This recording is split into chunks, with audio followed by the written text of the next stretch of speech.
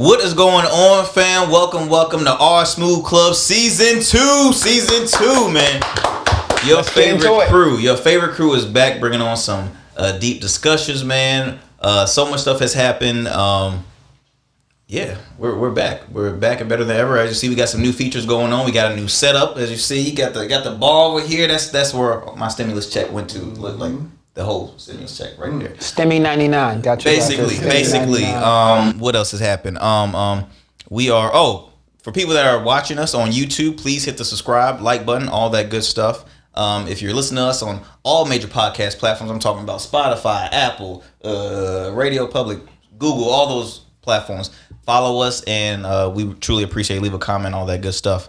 We got our feet wet last season. I know I was telling JJ earlier, man. I was drowning. It was a little nerve wracking, with the lights and everything. But it was a lot of fun because I had my boys with me. We talked on some great things. We talked about racial discrimination. We talked about just discrimination in general. We talked about whether collegiate athletes should start receiving pay. We talked about what else? We talked about would reality TV still be as popular if it promoted more of a positive message rather than the ratchet ones they have going on right now. We talked about it all.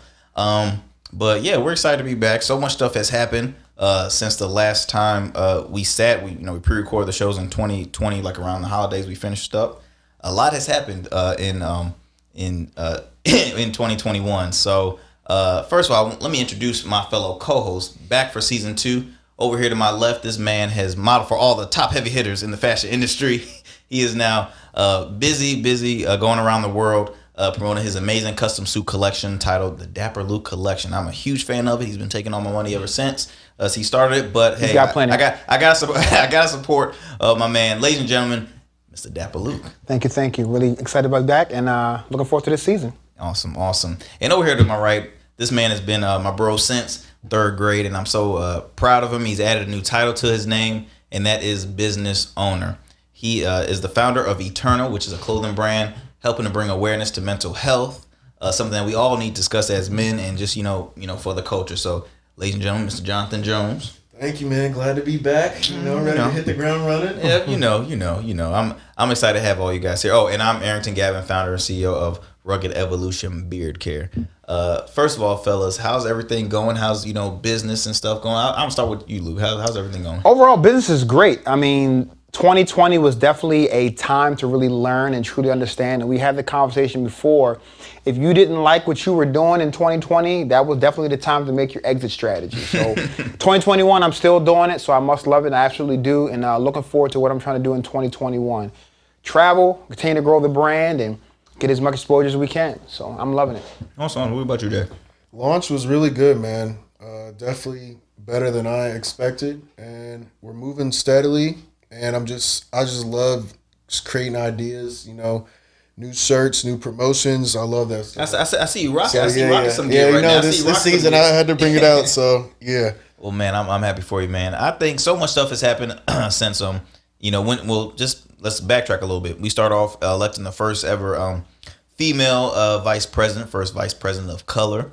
We elected the oldest president. I talked to my boy Joe Biden, tripping up the steps, just again, we got to always chuckle, about it. And at his age, tripping up those stairs, man, that's you got to take it easy, but you got to take it easy. It was windy, but you got to take it easy up them steps, Joe. Stop, like you said, what'd you say, Rocky? He got up to the top and was doing a little Rocky celebration. But yeah, we saw that. We witnessed Tom Brady earn his 7th Super Bowl ring. The man it was a regular game for him because it was his 10th appearance at the Super Bowl in a 20-year career. Home field advantage too. Wow. Yeah. What team they play again too? The Chiefs. Oh yeah. Sorry. Oh, that's your team. That's right. O-line's crucial. So we saw that, but we also had to, witness the stupidity of, what happened at the Capitol with, people going ham. As much as, not everybody's a fan of politics, doesn't mean you got to go Olympus Has Fallen and start jumping over walls, cracking, glass windows. Falling off the walls too, trying to get that foot slipping. It was sad, man. It was truly sad. But look, I want to kind of go into the discussion because I kind of want to go back to that insurrection. I want to talk about cancel culture, the whole cancel culture movement. Do you think it's necessary? I mean, as in our society, should we accept it? Should we be like, why is it even in existence? Like, what's going on? I think cancel culture is one of those things that really truly exists because of social media, right? Cancel culture, in my opinion, you got to ask what exactly is cancel culture, right? So cancel culture, does that mean that we stop following this person on social media? In the case of, the former administration, they stopped him from having a voice on certain social media platforms. Yeah. But it doesn't stop his voice. Yeah. You know what I'm saying? And so we kind of get wrapped up in order for you to have a voice, you have to be on one of these social media platforms. But that is definitely not the case with that. He can go get a camera anytime and be on half these, cable networks. He doesn't necessarily need that platform. So overall, people should be held accountable when they do things or they say things that are gonna, trigger a reaction. But if we truly understand that individual, you canceling them is not going to stop their message, not going to stop them. And to be honest with you, we live in a country where those people, we said they can have a voice, whether we like it or not. Everyone wants to, essentially, if we cancel it, he goes away. And that's not the case. He's still going to be here. He's still going to be around. So simply just canceling someone on a social media platform does not make them go away. Well, but agreed. But he did. The reason why they canceled him is because for what had happened at the Capitol. Let's be real. He's been correct. He's been talking that way. The person we're talking about is Trump. He Yes. has spoke on a lot of stuff before he was in office, while he was in office. Correct. He was never That's canceled. how he built his brand. Pretty Absolutely. much. That's how. This charismatic businessman. I can say what I want to say. I can do what I want to do, and people just love the Trump brand, whether we like it or not. He continued his character. He continued Correct. his character. What we saw in The Apprentice and brought it into office, and it even built up even more now. Again, because of what had happened with the insurrection, that is, in my view, why, of course, social media had took that, because they're like, oh my gosh, if he said something else, what else is going to lead to? So that's why I think most social media platforms had banned him. Now, in my view, as much as I don't agree with them, I just first assumed that, social media was a platform for freedom of speech. People can say what they want whenever they want. Hey, if you like it, good. You can Yes follow him. If and you don't no. like it, But social media in and of itself really could care less what you as the individual has to say. Social media is a giant business platform, right? It collects gobs and gobs of data with the intent to sell it to businesses that want to get to you and me, the common consumer. That's what social media is all about. Now, people get on there, and the one thing that people kind of mistake is people always think, people that follow me or my friends on social media always have the same mentality as me. But when you're at such a high level, the people that are listening to you may or may not agree with what you're saying. But I do agree. Anyone should be able to get on there and say what they want to say. Whether I like it or not, I can choose not to listen to them. But with that same note, if they are saying things that are leading towards, the insurrection, violence among people, going out and committing a crime, right? Where is the accountability? Is it the people that are going to do it, or is it the people that told you to go do it?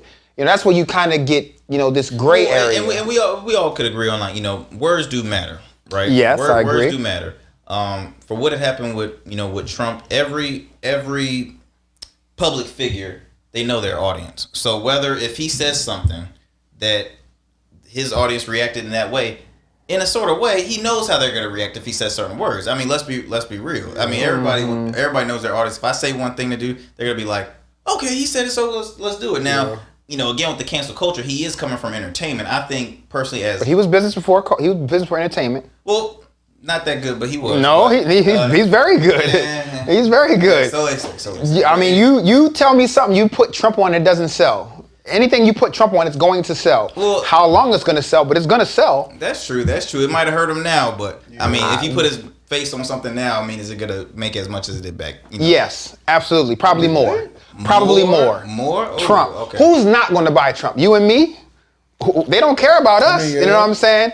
His core audience is buying more Trump stuff now than they ever did before. I mean, again, he's president, so obviously you got a point there because he got elected. But at the end of the day, what I'm trying to say is, for entertainers, comedians, I think they should have a license to say what they want. But I think hang on, finish that. I got something for you. Okay, so I think when you hit a certain platform, when you hit a certain position, he took a political position. As much as people can say, well, he's not a politician. He's not a politician. Look, after the first year, buddy, you're a politician now. You're officially a politician. So if you can continue to say stuff as when you were an entertainer, you can get that passed because, people are more open when it comes to entertainment. Now, when you're taking on a public office representing the whole United States, you got to be, like you said, be accountable. You need to be, a lot of what people, and I know you got a question, DJ, you were to say, but just simply the way I feel it is some people's thing was he just did not seem very presidential, right? You know, and that's perception of what presidential is.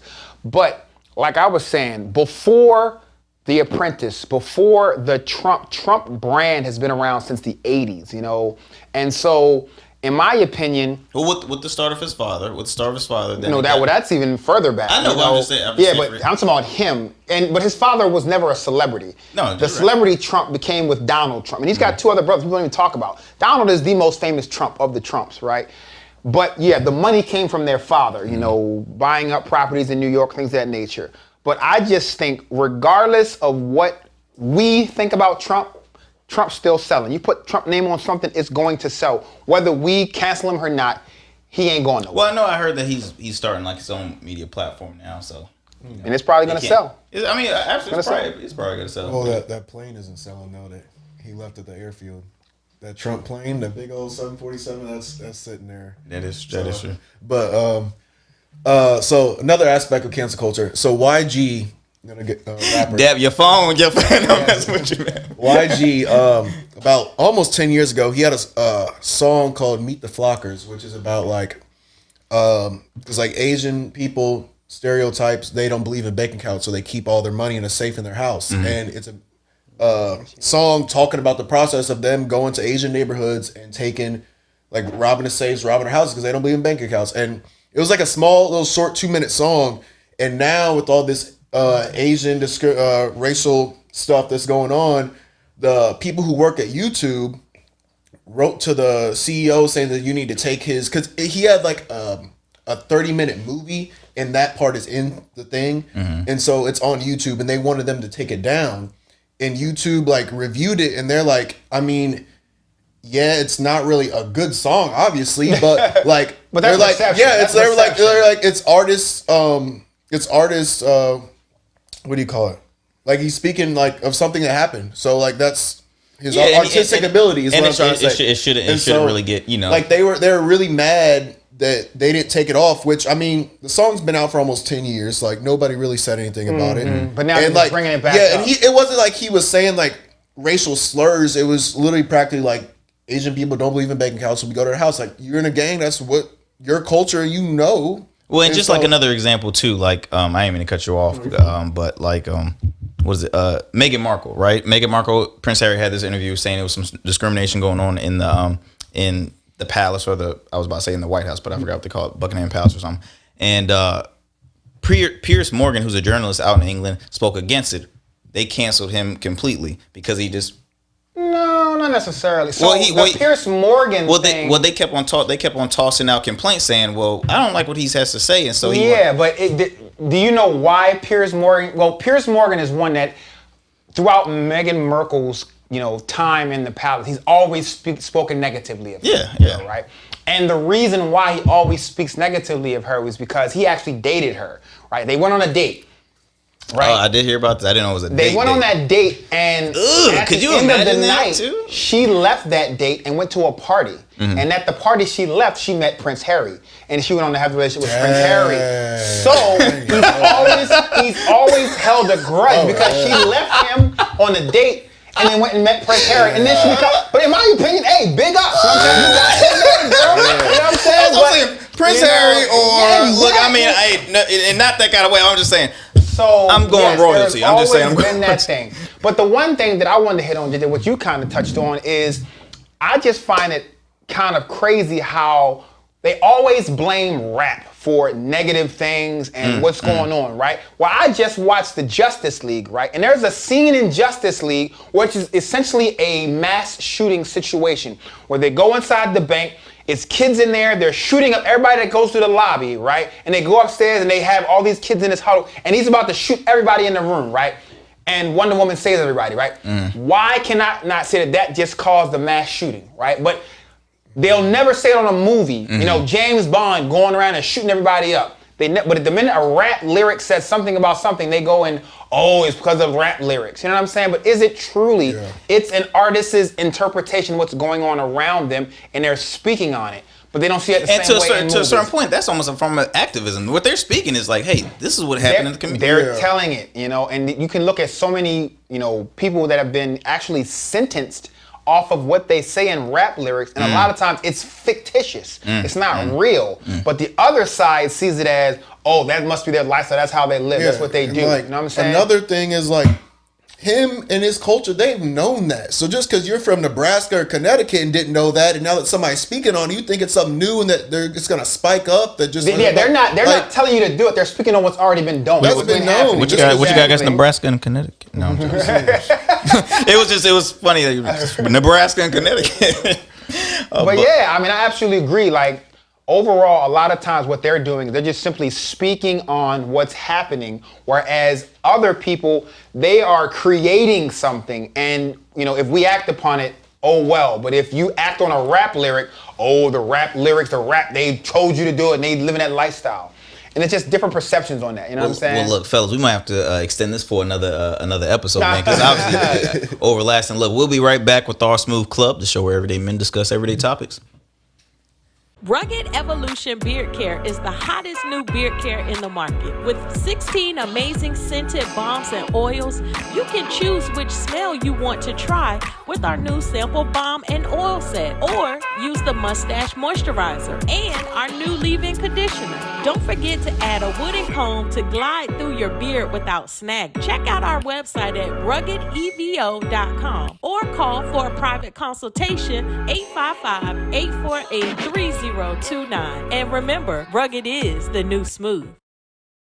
Alrighty, welcome back to our Smooth Club, the show where everyday men discuss everyday topics. So, we kind of got into a few things, but now I want to kind of shift gears a little bit, gentlemen. And I want to talk about, sports.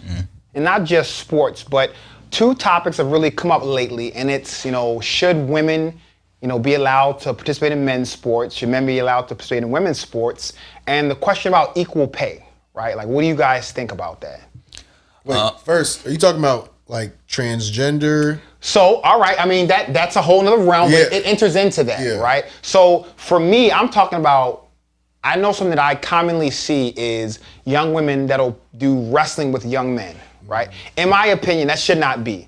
I don't think a girl should wrestle a boy, right? Because in my opinion, it's lose-lose for the boy. If the girl wins, oh my goodness, I beat a boy. But if a boy wins, oh, you just beat a girl.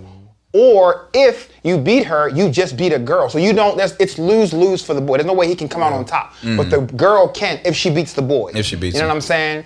And just in my opinion, when it comes to sports is one of those professions where your physical, natural ability is what gives you an edge. And men have certain physical abilities that women do not have. Sure. So it doesn't matter, to me, it's not equal. It won't be equal in sports. You can do equal in other realms, in business and, in a health field, because that is knowledge and what you've learned, right? But in a sport that is strictly based off your physical ability, men will always have a natural advantage. Now, when you say physical ability, do you mean strictly just strength or multiple character? Most. I mean, because, kind of, I think what JJ was going down with the whole transgender in sports, right? So now there's this thing in track where a lot of what we consider people who were born males, but, identify themselves as women, participating in women's track, women's tennis, and other things. And women are outraged that they're allowing these people to play because they're destroying the competition. Yeah. And they're saying, well, they were born men, right? But they identify as women. So in my opinion, that shouldn't be either. I'm not saying that, Right. But if we don't allow that, why do we allow some of the other sports things to happen as well? If we're gonna completely separate it, keep it completely separate. And in my opinion, that's okay, because it is a profession that is based off your physical, right? And you can't change that. You know what I'm saying? And especially when they talk about adding, performance enhancing drugs, they're so, amped on that. And that's with the same sex, you know what I'm saying? So I just think, for me, I don't think the different, gender should mix when it comes to sports and competition. The only one that you can do it is maybe tennis doubles, right? Yeah. And that's where you have 1-on-1, Well, I think maybe because I guess there's some NBA players like Kyrie, they're kind of being more active with the WNBA, and if for the All-Star weekend, maybe if they just had NBA versus WNBA, like 3-point shootout. Obviously, Correct. like you couldn't do like a dunk competition or anything, but just something like that, like some type of skills. Whereas like WNBA versus NBA, like that's what people want to see. And so like something like that would be more of an even playing field than like playing a 3-on-3. Like that's just just a full season or in there, and even like football, no, negative. But you know what? At this point, I'm like, hell, why not? Let them try. If they're gonna get embarrassed, if they lose, then they suffer with that loss. I mean, to this point, I'm just saying because check this out. So a lady, Jennifer Welter, she's one of the coaches for Arizona. She coaches, I think, assistant coach for the linebackers. She actually played in a semi-pro. Now it was a semi-pro. All women's. No. It was a men's league. The kicker? No, she's not a kicker. She actually played running back. Now she's 5'2", 130. Pretty, she's diesel for her and size. how many seasons did she play? 1 or 2, but I'm just saying. Doesn't matter. I'm just saying she competed. This stuff matters. No, but I'm not talking about like stat wise. I'm saying did she compete? Did she last more than a game? Yes, she lasted more than a game. But she did not. But check this out. She did not complete at the highest level. She didn't. But again, in my opinion, right, that was. So, but are you now just talking about the NFL, or are you saying no? I don't think they should compete at any level, right? Okay. But with that situation, right? Yes, she competed with men, but if you tell that story, it's a triumph story for the woman, right? Mm-hmm. Because she competed in an all-man's league. Yeah. But flip the coin, right? If it was an all-women's league and a man was in there tearing up the whole league, why is he in there with all them women, right? So. Yes, it's great for her because she's going against what is seen as the, David versus Goliath. It's the woman beating the men. But if you flip it around, it's not going to be the same story. But at this point, all I'm saying is like, try it out. All I'm saying, I agree. I agree with you 100%. Me and we're talking about another aspect, which I looked at it was specifically with like football. Is like the whole like sexual assault type thing. Yeah, you brought a good point. I remember when I was younger and I was watching like NFL documentaries and like the line were talking about like some dudes be grabbing each other's nuts and anything to get like the like upper hand or whatever. And I'm like, all you need is some dude to tackle the girl and then she thinks she's getting felt the wrong way and like that would be a whole nother like. Well, and then I was telling him too, like for example, if we're talking about like size wise. And it's only but a few. I will admit it's only but a few. But you see like Deshaun Jackson. Deshaun Jackson's probably like $160, maybe a little less than that. He's a wide receiver. He uses his speed to avoid getting hit because when he gets hit, he get crushed because he's a very. I'm serious. He's a tiny guy. So if you get somebody, I know again a female. Look at her. She's 130. If she was 5'4", I'm gonna just say 155. Just look at the size difference. I mean, it could. She maybe could. I'm just saying. Well, if she had the same speed as Deshaun Jackson. Luke, if she had the same speed. If was a fifth, we'd all be rich, okay? She's not, right? She's not, but I'm just saying why not? But I'm just simply saying, in this scenario that you just brought up, it's always going to be a feel-good story because she competed against guys. It's always going to be a feel-good story. But I'm just looking at it from the guy's perspective. I just don't see a situation where you put a man in the WNBA and he's dunking all over the women. What is it going to be seen as? Why is that man playing against all them women? It will never be... It will never be seen in a good light. But if a woman does it, it's always, she's going against. And I get you. It is a great thing for a woman to do it, but I don't think it's fair.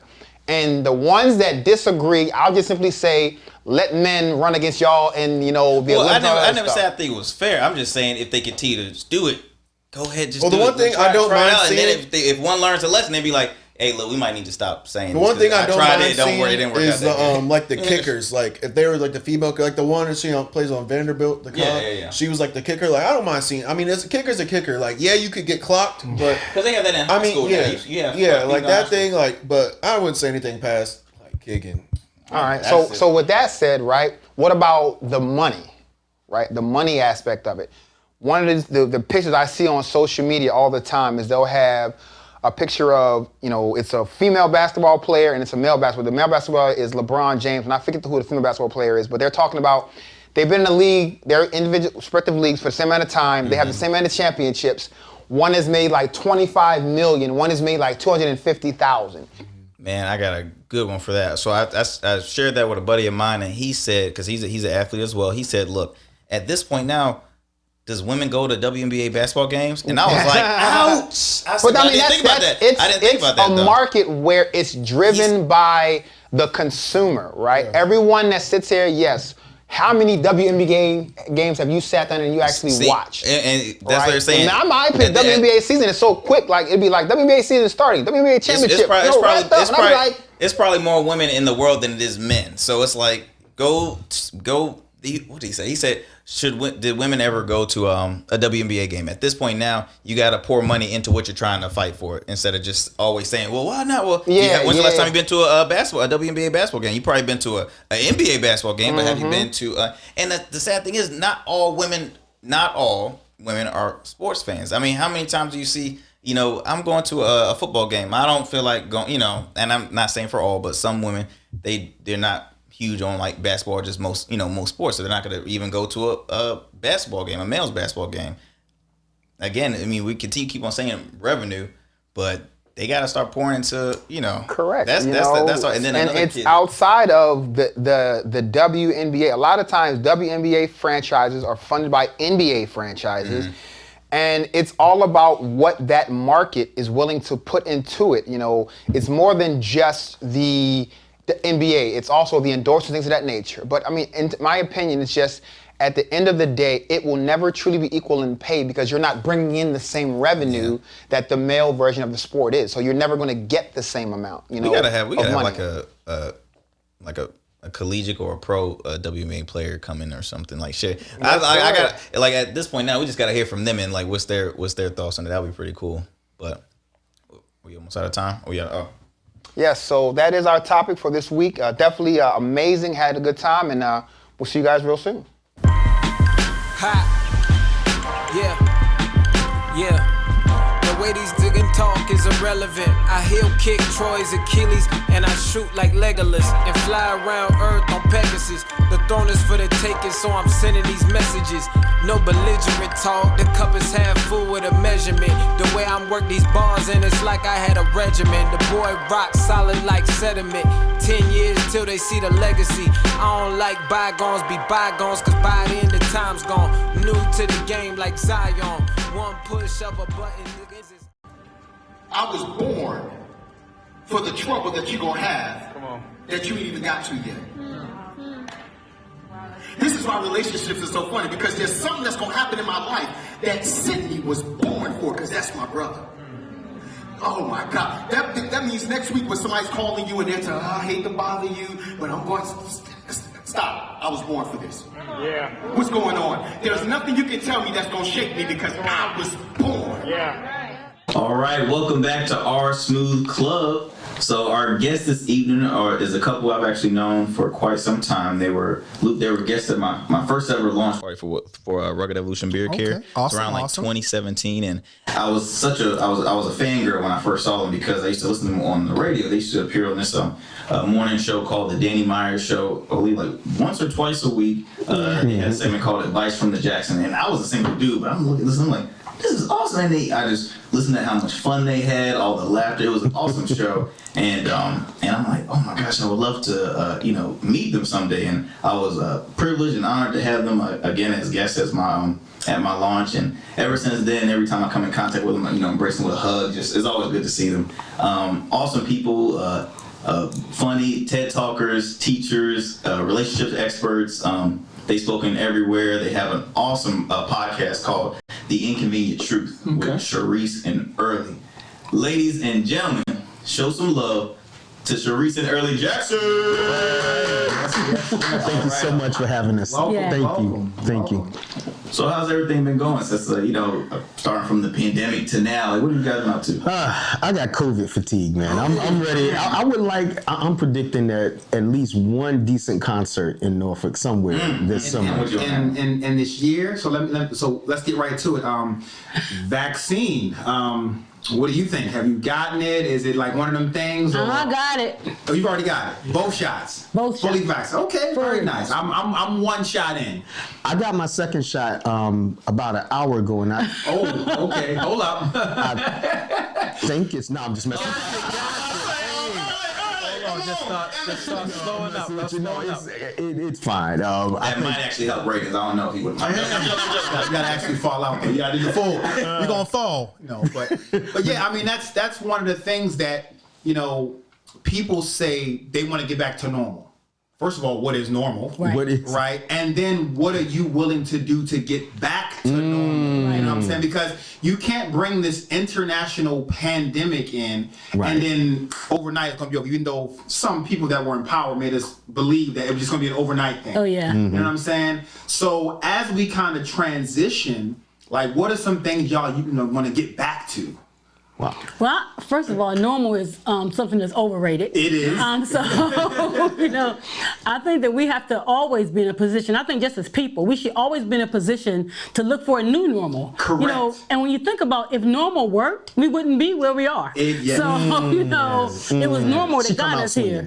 So she come out swinging. Let's look forward to something different. We're going to have like fragments of the same, but it's not going to be normal. And with the whole, people saying, hey, I want to get back to normal. You don't want to get vaccinated, but you don't want to wear the mask. So, but when they first started with the whole shutdown, for the first 3 months, people were like, "Oh, I can do this." But when they got to 6, they like, "All right, let me out." Now, let me say this, Arrington. I'm a homebody. Like, I'm the most extroverted introvert you'll ever meet. Like, she'll leave the house 6 hours and come back, and I'm sitting in the same spot, no TV on, just sitting there. She's like, "What you doing?" Nothing. Did you lose weight? It depends. Depends on that. But so what do you want to happen when I come back? See, there you go.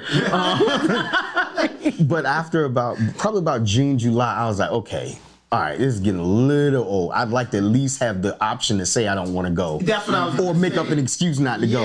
Even with extroverts, like you said, you're comfortable, but when you want to be able to maneuver, you want to be able to maneuver. Exactly. Exactly. And for me in 2020 was a very kind of tumultuous year to begin with. I retired from 22 years of military service. Thank you for your service. What branch? And he's Navy. And I'm only 25 years old. Army guy. I'm an Army guy. I won't hold that against you. When I first walked in, I was like, oh yeah. But y'all play on boats. It's all good. Hold up. Football games, but anyway, where's my belt? That's the round. But you know what? Y'all actually won the last Army Navy game. I will give y'all that. 2-40. Yes, that was a. We'll blame it on COVID. We'll blame it on COVID. Everything goes towards COVID. But the biggest thing for me was literally leaving that safety blanket of a job, and I'm going into business ownership, and also a international pandemic. How do you kind of operate?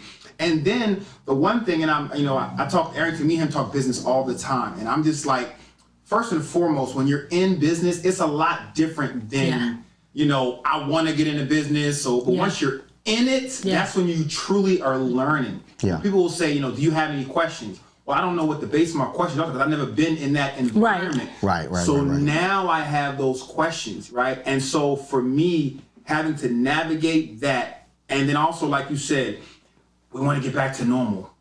Well, do we really? Because even on top of what it was, we just had this, election in 2020 and all these different things, and we had the insurrection, right? And is that the norm we want to get back to? Is that the thing we want to get back to?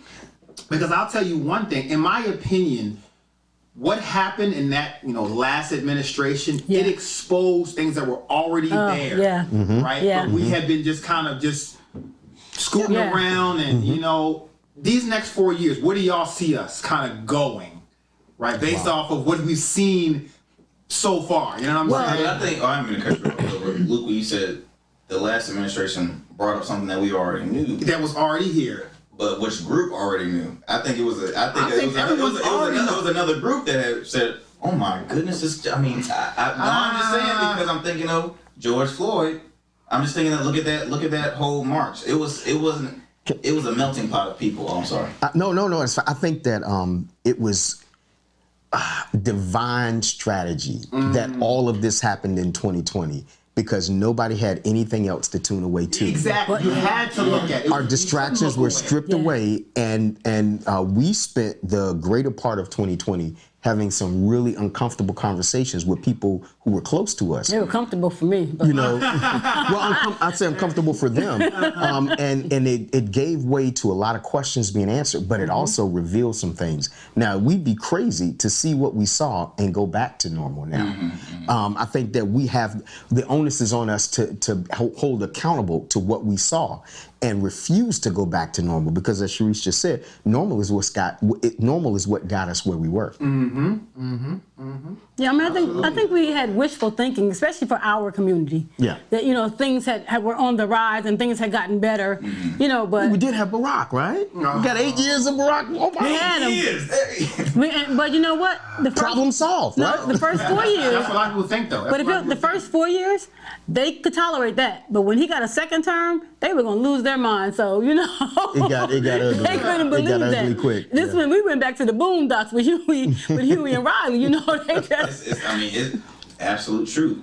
I know when Deb had mentioned more about the pandemic in 2020. You know, as a business owner, for me, and I tell all my friends, it was a good year for me. As far as like, to me, it was just an added challenge. You got to be creative. That's why I had to get creative with it. Just like with the Zoom, movement. Yeah. I mean, Zoom was a huge. Yeah, I think Zoom happened to have something with that pandemic. How does Zoom just happen to be there? I know. A little too coincidental. Like Zoom blew up. Well, before that they had Skype, which was really Skype was basically the same as Skype wasn't the same level. You weren't really doing meetings on Skype. Skype was like a platform for families to have talks, interviews, Zoom, or one-on-one meetings. Correct. Yeah. Zoom was the platform where we're going to have a whole office have the ability to come up, a whole classroom. Like, 5 years ago, this was not around. Right.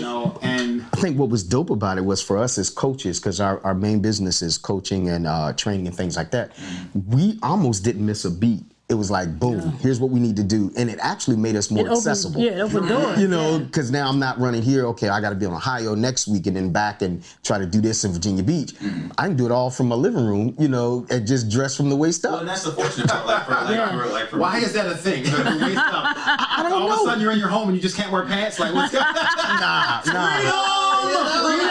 This is pants free, man. But again, that was a privilege. Like for me, my business is mostly an e-commerce site. We're sold in local owned stores in Hampton Roads, so the brick and mortar took a hit. But I mean, we were on multiple different sites. We were still functioning, and on top of that, I was moving offices during this whole pandemic. I was moving in March just to do a bigger and better space. And I mean, it was a lot of stuff. But at the end of the day, I was nervous because I'm like, man, in-person events, like, some vending shows I like to, I'll go to in Atlanta, like, once or twice a week. Couldn't do that because of the travel. And I'm like, man, you got to keep on getting creative. On getting creative. So it was definitely an eye-opener. But I mean, again, we here today, breathing, we living. It's just, you always got to be grateful for that. But I want to ask this quick question about, your podcast, The Inconvenient Truth. I want to ask, one of the topics you guys were discussing was, y'all really talk about everything, but I'll start off first, cancel culture. What is your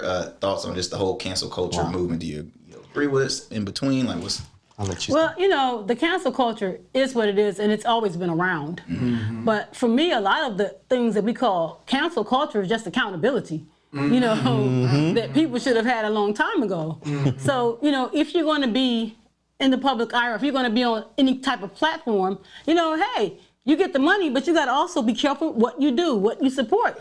And if you're going to support stuff, or you have to be willing to deal with the consequences of it. Like even for me, some of the things that I said, because regardless of anything, and I know how people think, especially, Christians, I'm black, and I am going to speak up for my people. No. That's what it is. She's an advocate. So I've gotten, I've gotten counsel from people, because other Christians of other persuasions are like, so you just going to say that? Hey, you a Christian first, sorry.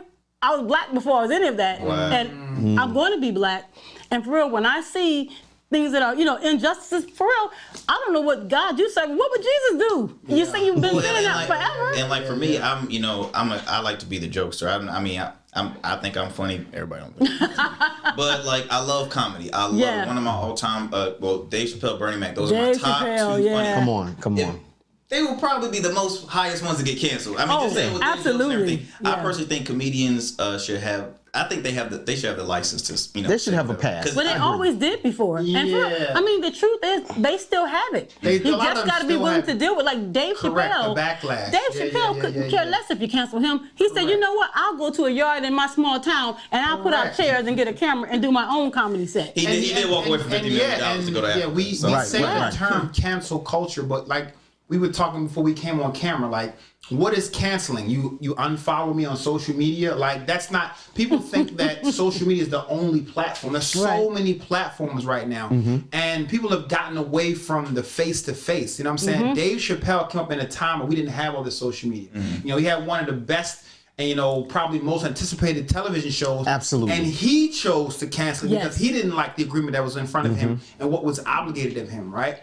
So then the question, kind of a follow-up question, right? Once we quote unquote cancel these people, do we forget their contributions? Do we forget what they've given us? I.e., you know, the Michael Jacksons, the Bill Cosby's. You know what I'm saying? Yeah. Do we just throw all their stuff away and act like it never existed? We can't. Not. We Absolutely cannot. not. You know? I think what society does is, because we're in this moment by moment desire, we're on the edge of our seats in anticipation. What's happening right now? Like we've been on. What's happening right now? What are we talking about right now? Right. We've been recording now for several minutes, and some people will be burning because what's going on Twitter? What's going on on Instagram or whatever? But those moments can overshadow greater times of contribution. Like Bill Cosby. We're from Philadelphia, so Bill Cosby has been an icon in our community. I mean, he's entrenched in the DNA of what Philadelphia is all about. Right. So what he did, people say, well, can you support him after what he did? I mean, that'd be crude, but he didn't do it to me.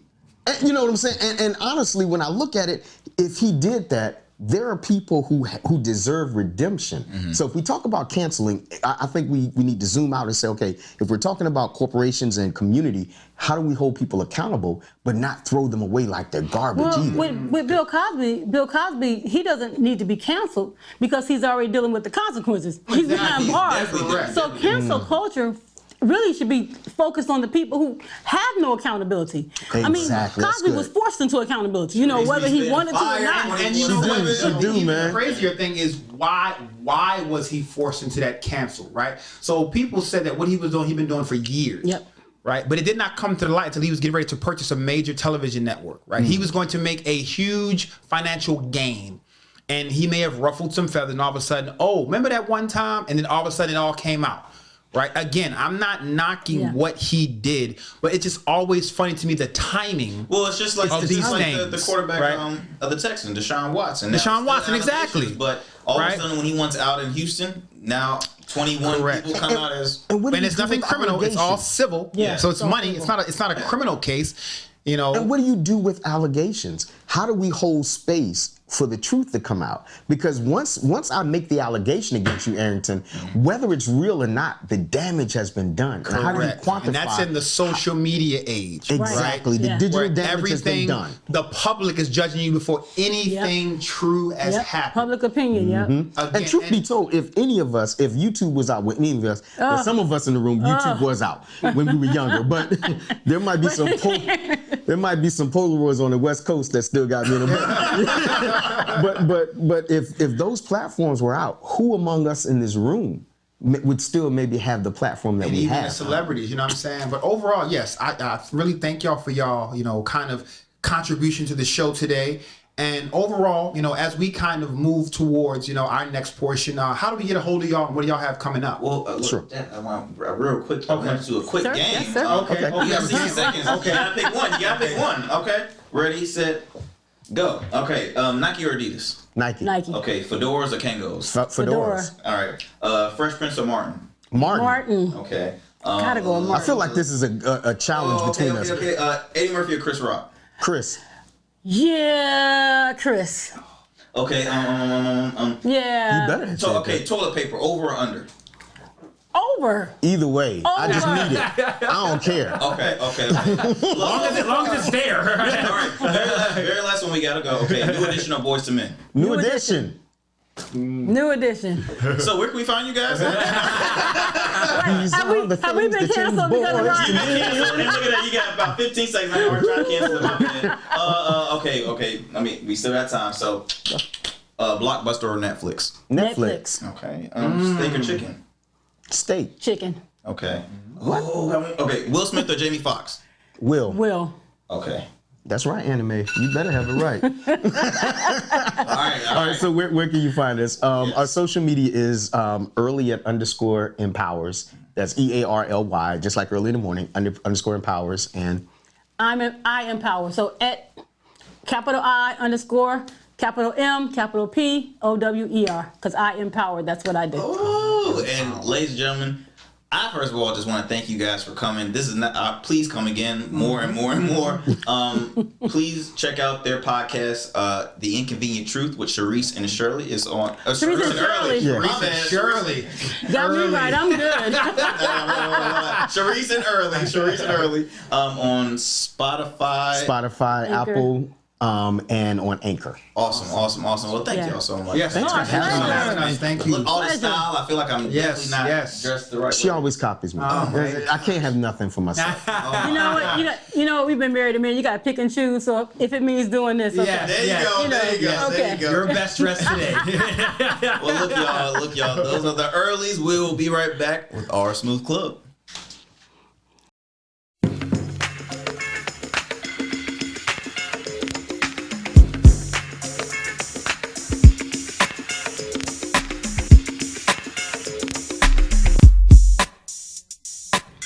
Dapper Luke Collection is a full custom clothier located in Virginia Beach.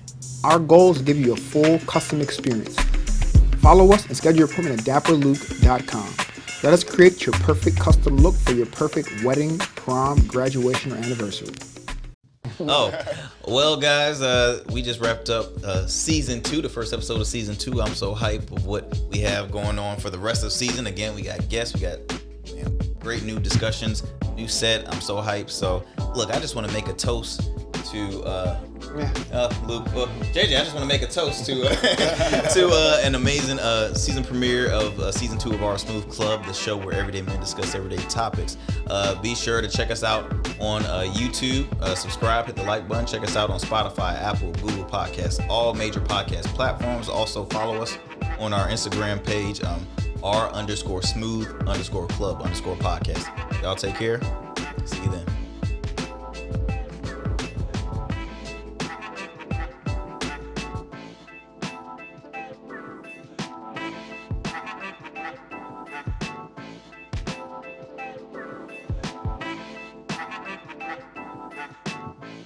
So good. And guess what you did? Guess what you did when you ended it? Those are the earlies. How often do